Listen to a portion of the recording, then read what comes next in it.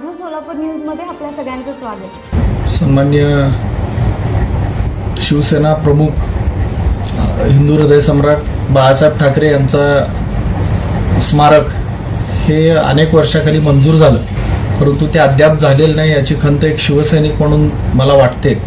परंतु सन्माननीय मुख्यमंत्री एकनाथजी शिंदे साहेब यांना याबद्दल आम्ही पत्र दिलेलं आहे। मागे त्यासाठी 4 कोटी रुपये निधीची मागणी ही झालेली होती, परंतु त्यामध्ये ज्या पद्धतीनं स्मारक बांधण्यात येत होतं त्याला थोडीशी भव्यता दिव्यता देण्यात यावी अशी शिवसैनिकांची मागणी होती।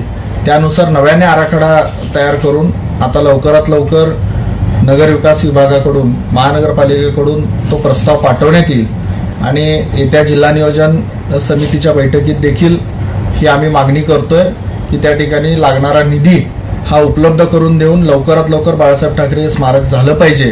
बाळासाहेब ठाकरेंच्या स्मारकासाठी जी जागा उपलब्ध करून दिलेली आहे ती जागा त्या ठिकाणी ते संपूर्ण जे काय भव्यता दिव्यता त्या ठिकाणी करायची आहे त्याचं काम हे त्या 2 ते 3 महिन्यामध्ये चालू व्हावं अशी आमची मागणी आहे। ते नक्कीच चालू होईल।